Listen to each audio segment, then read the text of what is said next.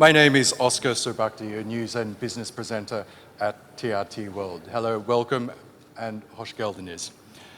We'll now be taking the ADF session further with this discussion called Challenges and Opportunities for Regional Cooperation in the South Caucasus.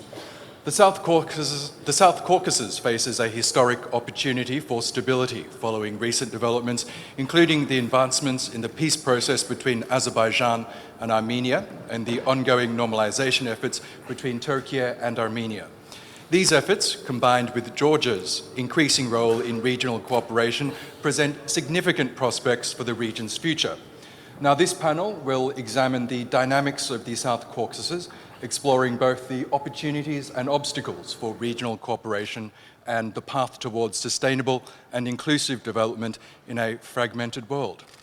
I now have the distinguished honor of introducing our honorable guests. Can we please make welcome Ararat Mirzoyan, the Minister of Foreign Affairs of the Republic of Armenia.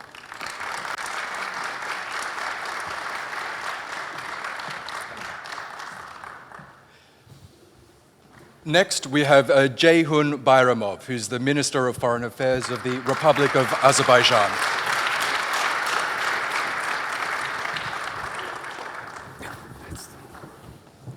And please make welcome Marko Bochorashvili, who's the Minister of Foreign Affairs of Georgia.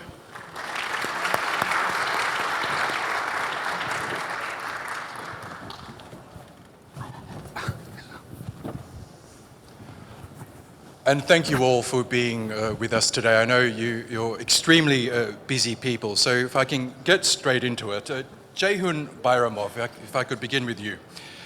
Two wars were fought for control of Azerbaijan's Armenian-populated region of Karabakh. The first took place, as we know, at the end of the Soviet Union, and the second took place in 2020, before Azerbaijan took control of its territory in September 2023. Last month, both Baku and Yerevan agreed on a peace deal, which is ready for signing. Tell us, what's standing in the way of the agreement being finalized so that it can be implemented? Thank you. First of all, it's a great pleasure to be a part of Antalya Diplomacy Forum.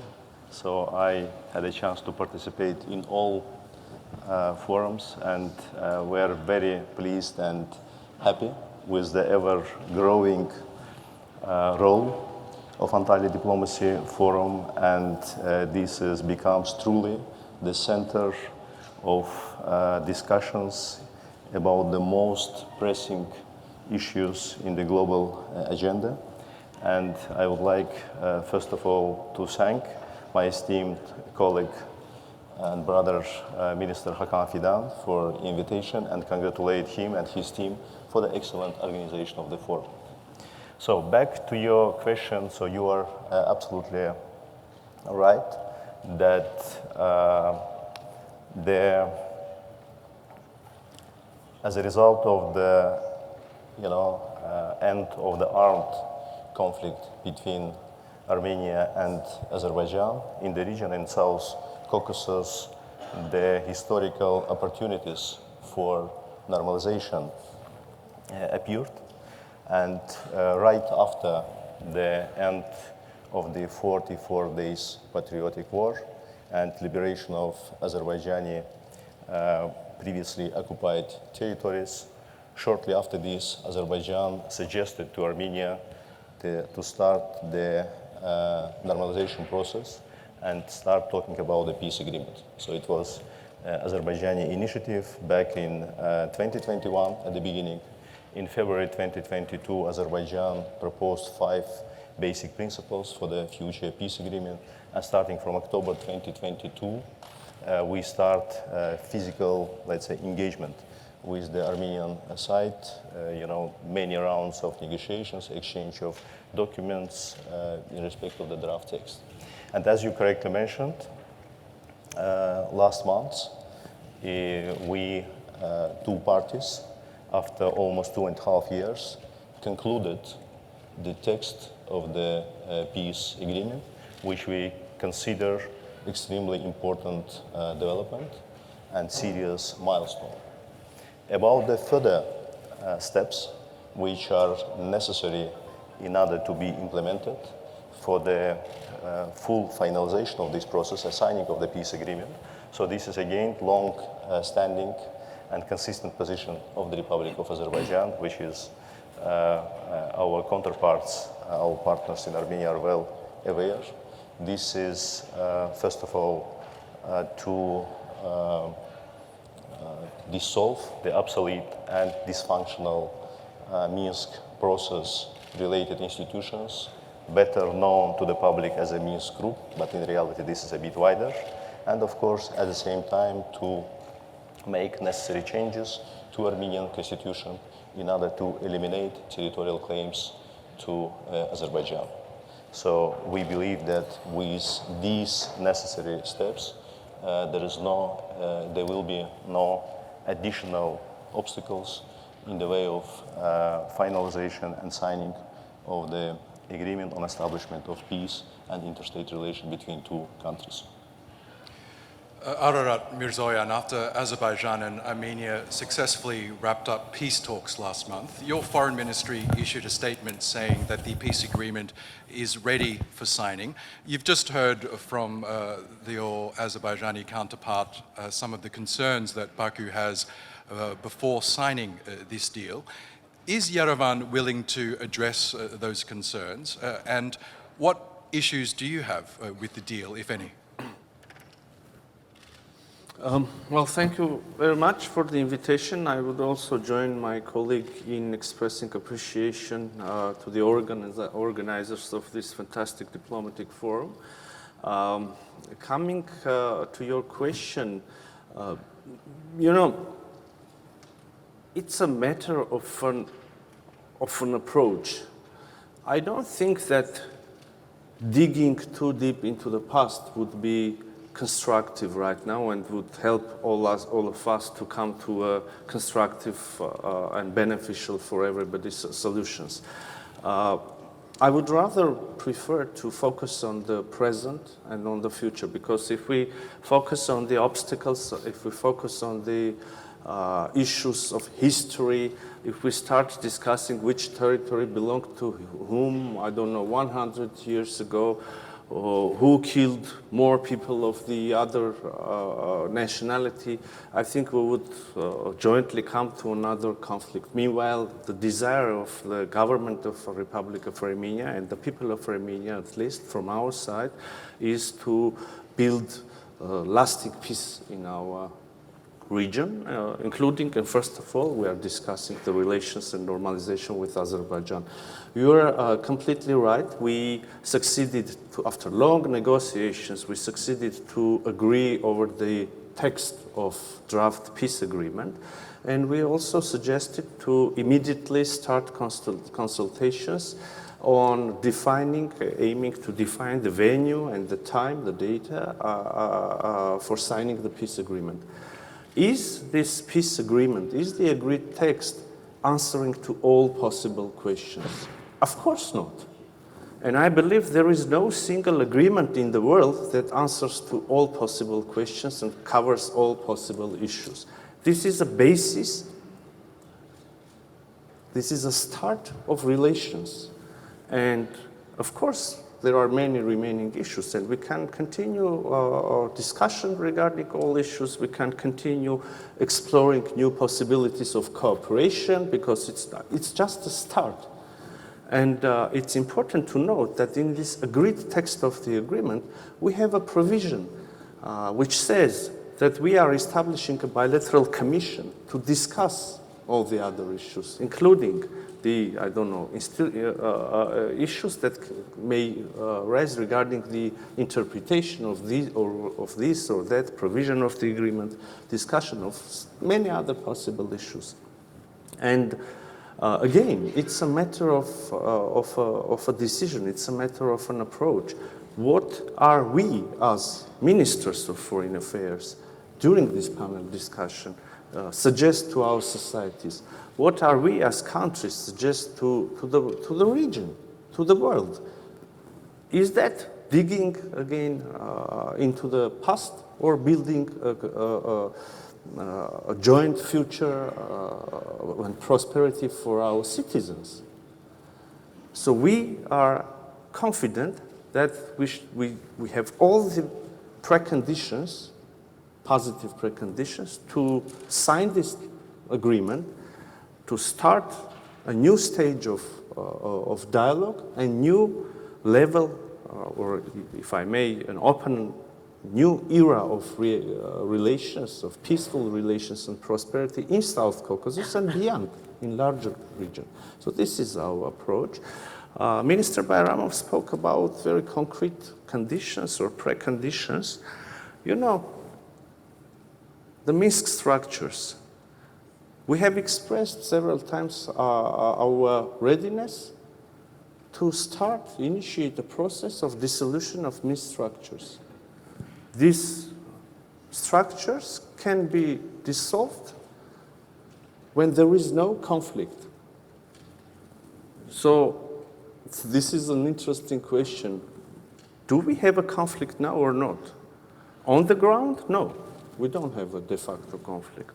On the papers, we don't have an agreement on establishment of peace and interstate relations signed and ratified.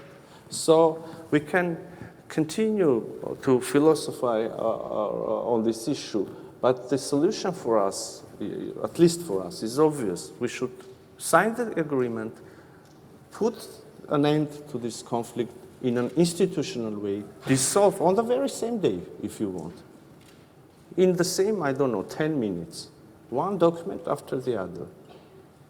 And I'm not even saying which document should be the first.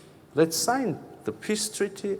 Let's sign a joint application to OSCE member states or the Secretariat about the dissolution. Let's establish the bilateral commission, which I was talking about, and start discussion of all possible questions. Minister Bayramov spoke also about the constitution of Armenia.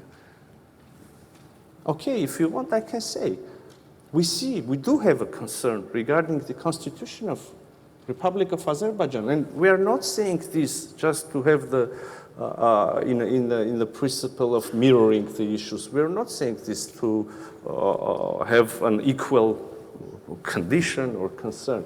I can explain. The Constitution of Republic of Armenia makes a reference to the Act of Independence, the document, in which this Republic of Azerbaijan declares itself to be the successor of First Azerbaijani Republic. And we all know that the First Azerbaijani Republic declared its sovereignty over much larger territories than today's Azerbaijani Republic, including, around or more than 60% of current sovereign Armenian territories. So again, it's a matter of approach. From which end are we beginning? Are we going to have all answers to all possible questions and only then establish relations? Or we are building on what we already have accomplished? Because, we have an unprecedented situation. Armenia and Azerbaijan, again, please focus on this issue. Armenia and Azerbaijan have agreed on a text of an agreement between them, acknowledging each other's territorial integrity within borders which existed by the time, at the moment of the dissolution of Soviet Union. This sentence answers to so many questions and so many concerns. Are we going to build on this, or we are going to undermine this very tangible historic accomplishment and then bring another issue to the table of negotiations, another issue? It could become a never-ending process. Are we focusing on future or on the past? This is the conclusion. So, Minister Mիրզոյան, it sounds like you want the agreement to be signed and the issues to be ironed out at a later date. But we heard Minister Bayramov mention that constitutional change that you just addressed, in which the Armenian constitution currently states that Karabakh is a part of Armenia. Do you acknowledge that that might be a concern for Baku? Thank you very much for this issue. So I'm officially saying, and our constitution is a public document. You can check and correct me if I'm mistaken, but I assure you I'm not mistaken. there is nothing in the Constitution of Republic of Armenia saying that Karabakh is part of Armenia. There is nothing. In the contrary, I said that we have our own concerns regarding the Azerbaijani constitution. But again, why aren't we raising this issue continuously on and on? Because in the very same text of agreement, we have a specific provision, not only recognizing several provisions. One recognizes our respective territorial integrities in a way which is fully acceptable for you and for us as well, because we agreed on that. And also we have a provision saying that none of the parties can refer to their internal legislations in order to justify failure of implementation of this agreement. I mean, it's really covered. And the shortest way to answer to all questions, cover all possible obstacles, concerns, is signing and ratification of this agreement. Okay, Mr. Bayramov, you've just heard the response there from your Armenian counterpart. Do you accept that? Might you consider signing the agreement and sorting out the issues that either side may have at a later date? Actually, there are two fundamental problems with what Minister Mիրզոյանը mentioned. First of all, Minister Mիրզոյանը said that in Armenian constitution there is no reference to the territory of Azerbaijan. And just I want to clarify, because I don't want to play with words, but there is an act of independence of the Republic of Armenia, which says about reunification of part of the territory of Azerbaijan, de jure and de facto, with the Republic of Armenia, and the Armenian constitution makes a reference to the act of independence. And based on these, let's say, pieces of legislation, I mean the fundamental norms of the Armenian legislation, which is the constitution, many dozens of different lower tier normative legal acts, decision has been adopted over the last 30 years, confirming the same narrative. Talking about the specifics of the peace agreement. In reality, yes, peace agreement addresses many issues, but again, this is also a well-known fact that no matter what you include in the peace agreement, your peace agreement, being the part of your international obligation, will prevail over your domestic legislation, but not constitution or any other act adopted by referendum. Which means that if we just, trying to simplify the situation, will only, focus on a peace agreement without resolving the situation with constitution, it means that from day one, peace agreement will be nil and void, because it will be contradictory to the main law of the country, which is not the case. Another thing, what Azerbaijan is saying, this is from legal standpoint. From, let's say, strategical point of view, from political point of view, this is also important, taking into consideration that it was always, let's say, the narrative, it was the fundament of Armenian legislation. This is also important just to understand the approach and position of Armenian people, Armenian public in respect of this. How they consider this, whether this, the population is ready to eliminate territorial claims to its neighbors or not. Then another important element from what Azerbaijan is saying, and by the way, so this is not some new, let's say, precondition from Azerbaijani side. We are raising this issue for the period of more than 2 years. In May 2023, during one of our meetings in United States, we submitted official document to this extent to our Armenian counterparts, but verbally we discussed this even before, just for you. We did two stuff in parallel, peace agreement talks and raising this issue. Another important element, so what we are saying, this is not something extraordinary in the modern history of other countries. Even if we look to the European continent, there are a number of cases when, because of these or similar problem, having some problems with the neighboring countries, the countries actually went to the referendum and made the changes in their constitution. So there is nothing extraordinary or, let's say, maximalistic from Azerbaijani, position. And then back to the last argument from Minister Mիրզոյան's statement about, let's say, similar concerns of the Armenian side about the Azerbaijani constitutions. First of all, it does not represent the reality. Azerbaijani constitution does not contain any geographical name or territory of the modern Republic of Armenia. And I think our Armenian counterparts, they are very well aware, because otherwise they would definitely raise this issue, because the legal system of Armenia, legal system of Azerbaijan, legal system of Turkey, and all these countries, this is more or less the same. You cannot enter into international agreements if they are contradictory to the constitution of the country. So I don't believe that our Armenian counterparts, they are sincerely believe that Azerbaijani constitution contains territorial claim to Armenia, and at the same time they never raised this before, and they just ignore this fact, because this is really strange. Because if you believe that the constitution of the other country has a territorial claim to your country, then you only pretend that you are signing, let's say, peace agreement which will handle this situation, because it will be open. Because no international agreement can change or remain the obstacle which is part of your constitution. So, Minister Mիրզոյան, before I get George's perspective on this, is your government willing to consider possible changes to the constitution, even though it might be domestically unpopular? Once again, thank you for your for this opportunity to reply to my colleague's remark, because I thought you would immediately ask a question to our distinguished Georgian colleague, and I'm very sorry, Maka, but I must reply. So, if we go into legal, or if you want legalistic details, then I will now give a very short explanation.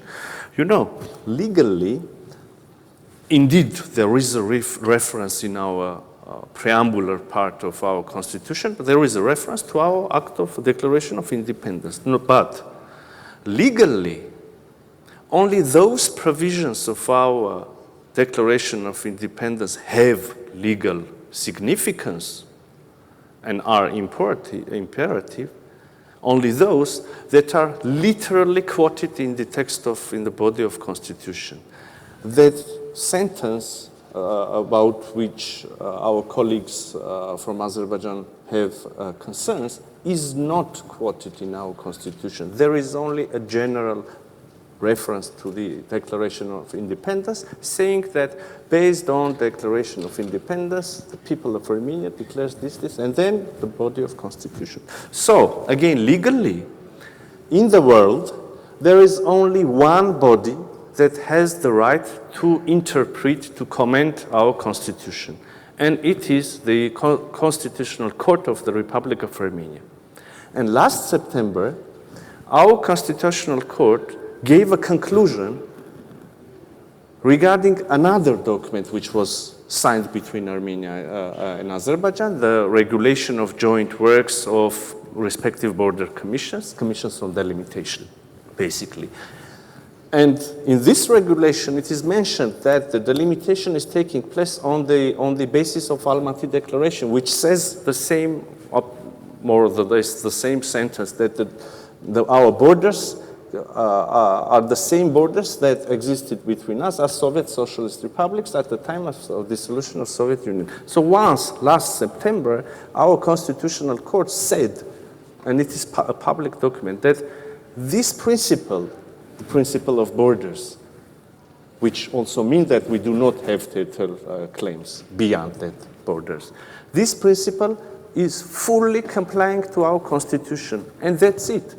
So now, if we sign this treaty, this again, within the process of ratification, this agreement will go to the Constitutional Court. If our Constitutional Court once again says that this document complies with our Constitution, another proof that the issue is covered, addressed, there is no obstacle.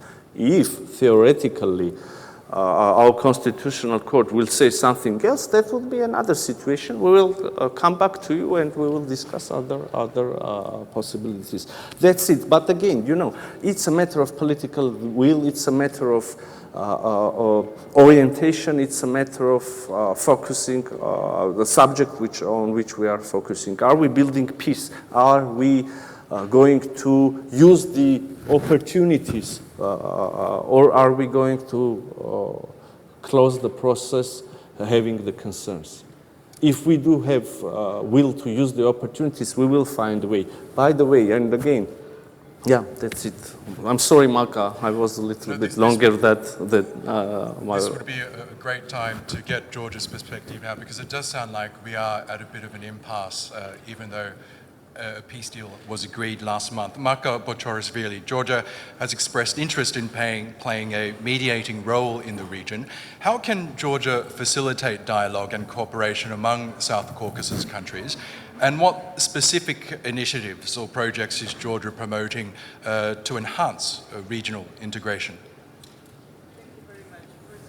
It is my privilege to be here and to participate to Antalya Diplomacy Forum, and that's great honor to be here together with my dear colleagues from Azerbaijan and Armenia. Well, for Georgia, peaceful and secure South Caucasus is an important priority.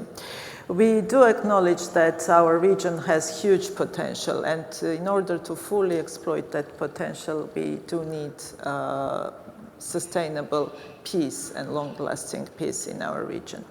So that's why we welcome, first of all, the agreement on peace deal between Azerbaijan and Armenia. This is, I do believe, that big achievement.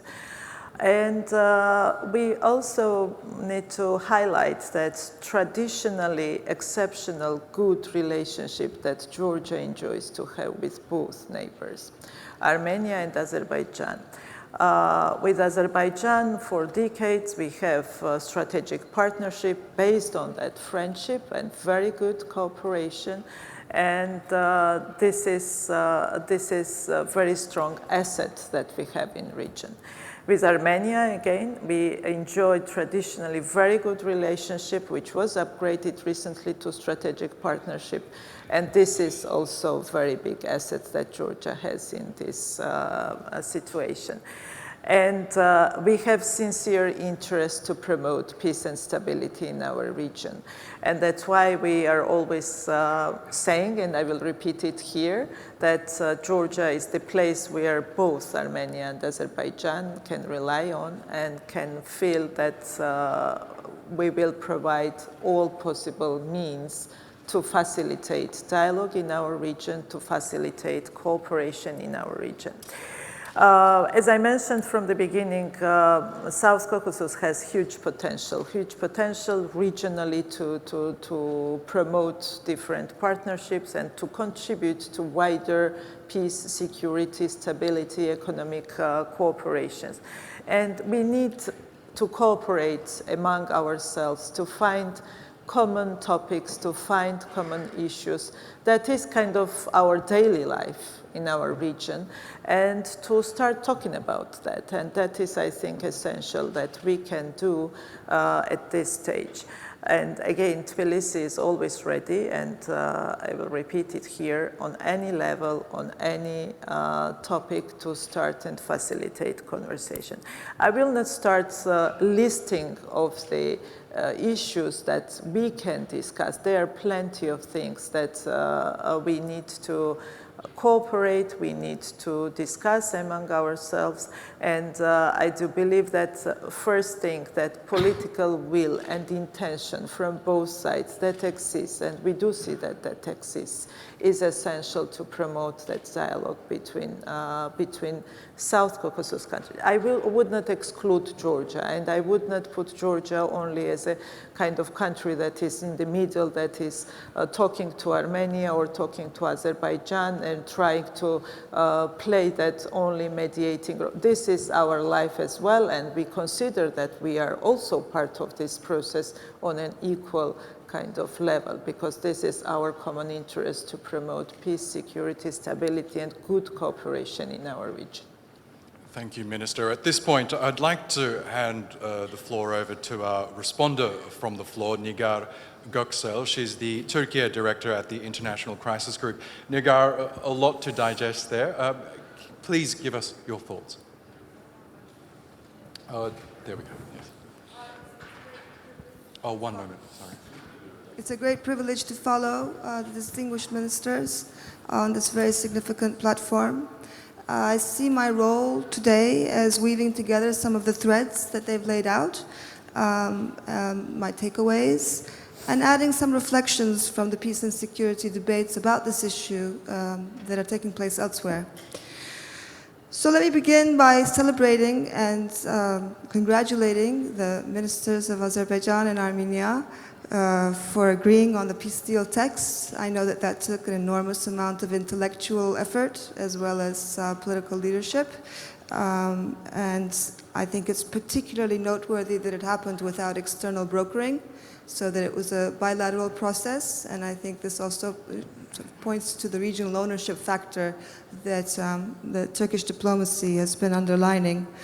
I'd also like to take note of Azerbaijan's long-time investment into proactively pursuing the connectivity projects in the region, starting from Baku-Ceyhan and now evolving into the Middle Corridor. Frankly, I think Baku gets little acknowledgement from the actors that are benefiting from its focus on this for a long time. I think the prevailing rationale today is that folding Armenia into this web of infrastructure and opportunity can create some immunity, not only for Armenia, but for all of us, in terms of guarding against the potential spoilers of regional stability. And those spoilers can come from inside, and they can come from outside, actors that would want to exploit the vulnerability. And I think I hear a very common interest, both on the panel and elsewhere, that regional integration is in everybody's interest. I think it's a matter of sequencing, as we've heard today, what comes first and what comes next, and that is also a matter of trust. But before I go a little bit deeper into that, I'd like to say a few words about the geostrategic context, because that hasn't been mentioned much, and I think it is actually one of the dimensions that adds a time sensitivity to this process being concluded. We don't know how the US-Russia alignment is going to evolve. We don't know how the Israel-Iran showdown is going to play out. We see Europe is trying to adapt to a new geopolitical landscape and is exploring ways to converge with Turkey, but we don't know how that's going to play out either. So I think there's a sense that the Caucasus region is going to feel the winds of these unpredictable changes, and we should be prepared for that by already having consolidated amongst ourselves as the Caucasus and its neighbors. Now to pass on to the more sensitive topics that have been discussed. I'm aware that Baku doesn't trust that enough Armenians have given up on reclaiming Karabakh unless they change the reference to this in their constitution or declaration of independence that's in the constitution. And I also see that many Armenians don't trust that such a change will be reciprocated with concrete gains. I think that Armenia is feeling vulnerable economically and security-wise, and the more it seeks support from the West because of this, the more it deepens Baku's distrust. So there's a sense of a vicious cycle that we're facing. Given how far the peace process has come, and if this is the last unresolved issue, I think a lot of observers are worrying that a stalling over this is going to risk the window of opportunity closing because of the geopolitical shifts and some domestic dissatisfaction that we see building in Armenia as well. So all we really need to ask is whether we might look back and say, had we moved ahead then, we might have had lasting peace versus unraveling.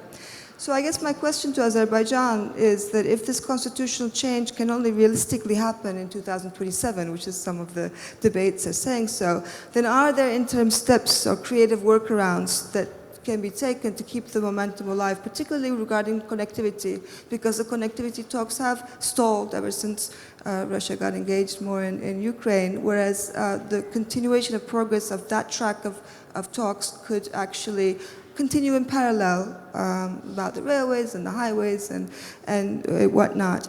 I also would like to sort of note here that, of course, aspirations are not eliminated by clauses in legal declarations. They might actually fade more likely through normalization and integration, though there's no guarantee for that either. And I guess my question to Yerevan's, to the Minister of Armenia, is that given how fragile the trust is, are there ways that the Armenian leadership could reassure its counterparts in Baku that Armenia's current path is irreversible, even if political winds at home change or political winds in the region change? I think there's a sense of fragility that I pick up as such in Baku that is grounded, I guess, in past experiences. I think the irony today, and I'm going to close with this, is that if Armenia doesn't feel secure or doesn't have an economic lifeline because of its borders being closed, then it becomes more vulnerable to external manipulation, which is exactly the outcome that Azerbaijan seeks to avoid. And of course, it's a risk to Turkey's potential role for stabilizing and developing the Caucasus region as well. And I also like to note that it's naive to believe that trade and connectivity can neutralize revanchism, but neither can isolation reduce it. So I think we're left with no wonderful answers, perhaps, but some food for thought, perhaps, that can be taken up in the rounds to go. Minister Mիրզոյան, would you like to respond? Well, that was an interesting contribution. Thank you. Of course, I can agree with some of the approaches and considerations and disagree with the others. But in one specific part, you were very precise. The Armenian society feels vulnerable indeed, in terms of security first, but also in terms of economic cooperation or closed borders. An ordinary citizen of Republic of Armenia can hear several assurances from the government of Republic of Armenia in the same day. Assurances regarding the peace agenda, assurances and proposals to build peace with the neighbors, to open the borders, to turn the page of enmity in the region, to open a new era. And we all remember that there are still very sensitive issues. The wounds are very fresh, and it's difficult to speak about possible cooperation. But an ordinary citizen of Republic of Armenia can hear or watch in his, her newsfeed, in his, her daily life, many assurances about this.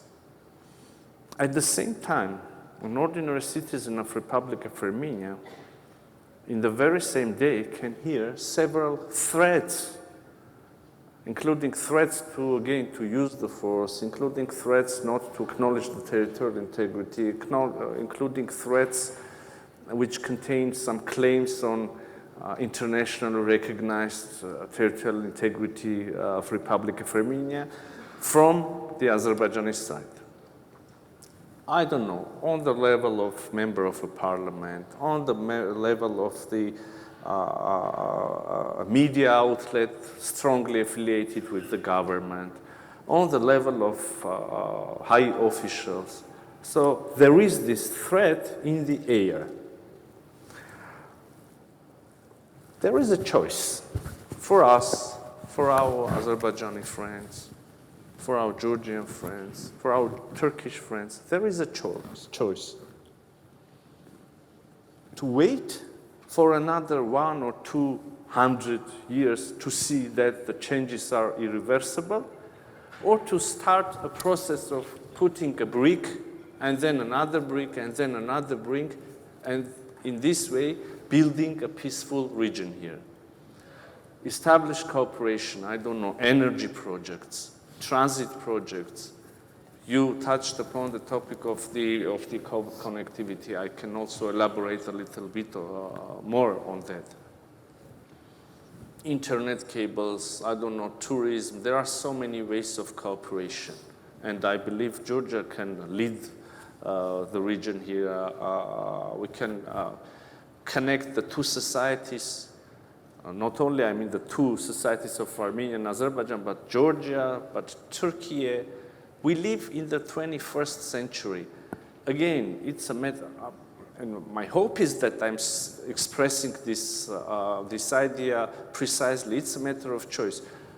You can wait for another 200 years, or you can start putting bricks and building a solid wall.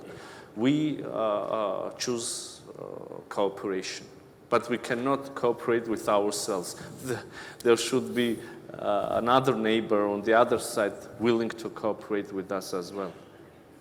For instance, not to sound too, I don't know, idealistic and avoiding concrete details.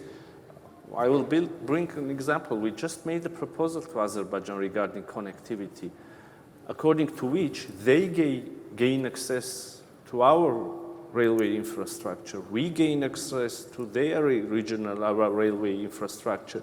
We understand that there is 45 kilometers in the south of Armenia, which is possibly, obviously, the shortest way to connect two parts of Azerbaijan.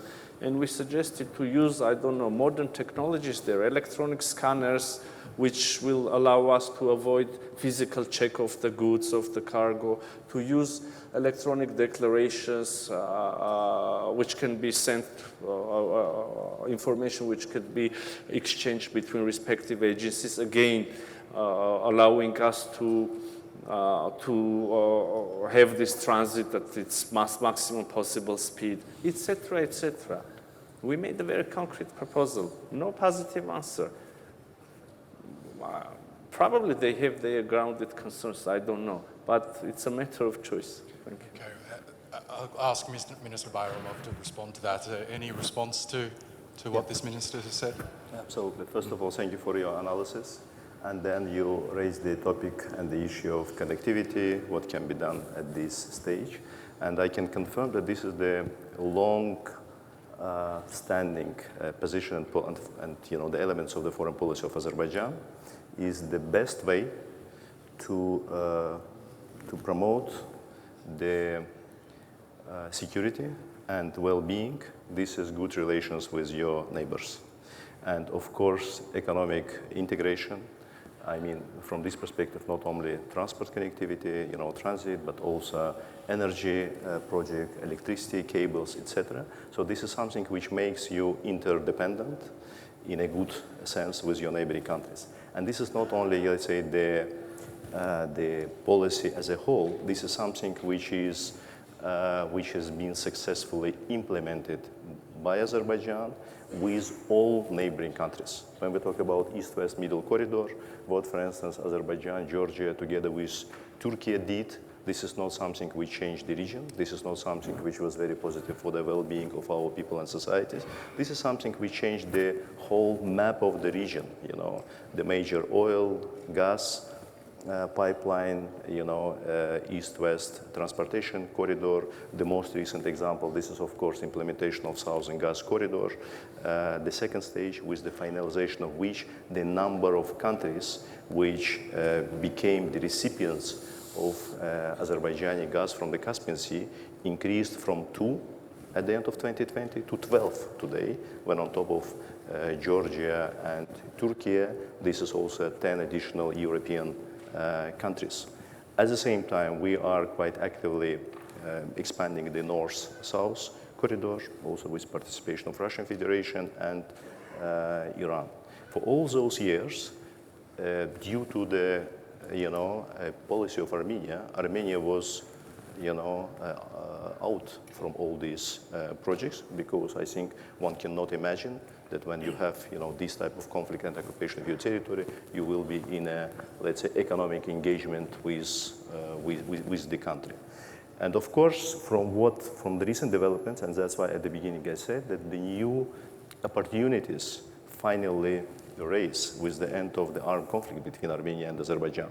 But we sincerely believe that the process should be, finalized in a proper way. So this is something which has the real ground, which has the legal value, and which is irreversible. My colleague mentioned, and when you hear Minister Mիրզոյանը, this is really very nice statements, and we hear many, let's say, nice statements. Minister Mիրզոյանը made a reference to the recent decision of the Constitutional Court of the Republic of Armenia, and Minister Mիրզոյանը in his statements several times said a reference to several hundred years ago. I will not be making reference to the several hundred years. I will make, several references to something which happened only after November 2020, which is the end of the Second Karabakh War.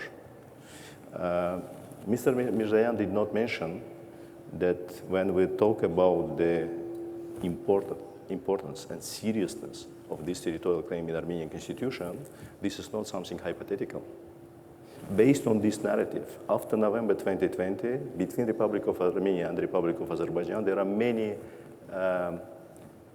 international disputes in International Court of Justice, in international arbitration bodies, etc. There are a bunch of documents very recently, in 2021, in 2022, in 2024, the Republic of Armenia continues to submit the document which, based on the same narrative which exists in the Armenian constitution, put under question territorial integrity and sovereignty of Azerbaijan. So this is the recent document. Of course, the statements, they are all good and nice, but there are more important stuff. And when Minister Mիրզոյանը mentions about, some of the threats from the member of, parliaments of some NGOs, of course, in ideal world, of course, it's better, to have only the nice statements, but I believe that the more important, position representing the state should be taken into account and should be eliminated if we seriously talk about the finalization of this process, coming to the logical end, and after this, it will really open many additional opportunities for the whole region in a, let's say, holistic way. About the transportation, and Mr. Minister mentioned about some recent proposal from the Republic of Armenia with regard to the opening of the transportation tools. I just wanted to mention a couple of facts. The first, the opening of communication between Republic of, between us. It was proposal of Azerbaijan to be included in the trilateral declaration of November 2020. There is general statement about opening of communication between two countries, and there's a very specific reference about the unimpeded access from the western borders of Azerbaijan with its Nakhchivan Autonomous Republic. So because in Azerbaijan we have a unique situation, and the unique situation is that we have two parts of the country which are, separated from each other. And there are all around 40 kilometers of the, let's say, territory of Armenia. This railroad existed back in Soviet time. This railroad, by the way, back in Soviet time, was the part of the Azerbaijan Republic railroad system, because it was, the very short part, which was, managed by the Azerbaijani railroad system. During the negotiations in January 2021, until, the active phase was until 2023, then there was, some gap in the negotiations. We did many, let's say, proposals in order to resolve this situation. We agreed to separate highway part from the railroad in order to, let's say, to put on the second stage the more, let's say, complicated part for the Republic of Armenia. But notwithstanding, every time we saw some of the proposals which, from our perspective, and based on the previous agreement which we have in 2020, put under question, let's say, the reliability and stability of this. We do not want to be in the situation when we agree about something, and in 1-2 year period of time, due to some, I don't know, changes in Armenian legislation, due to some, I don't know, changes in Armenian power, we will face the same situation which we faced, 30 years ago when the conflict started, and, Nakhchivan Autonomous Republic become a hostage of this situation. That's why, so when we talk about from Azerbaijan to Azerbaijan, for us this is absolutely crucial, that this is unimpeded access, with all the necessary guarantees that this situation is irreversible and it does not depend on the, political or, I don't know, legal changes in Armenia. Thank you, Minister, and thank you, Nigar Göksel, for that. We are running out of time, but I would like to get one last perspective from Minister Botorishvili. The issue of shifting global alliances was mentioned. That is evident in the South Caucasus. We're seeing the West retreat somewhat from trying to influence affairs in the South Caucasus.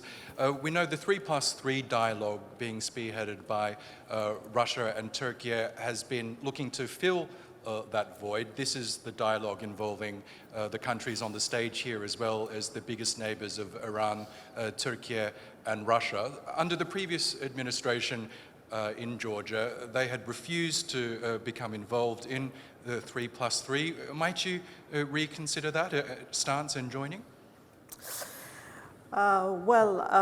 I would refer to that format 3+2 because Georgia is not part of that format, but it is that's always referred as 3+3. Georgia is not part of this format, and we cooperate with all the neighbors except of Russia, and it has reason because Georgia's 2 regions remain occupied by Russian Federation, and we still have unaccepted military presence on these 2 regions, in these 2 regions from Russian Federation. So this is the reason where we cannot and we are not considering to be part of this format.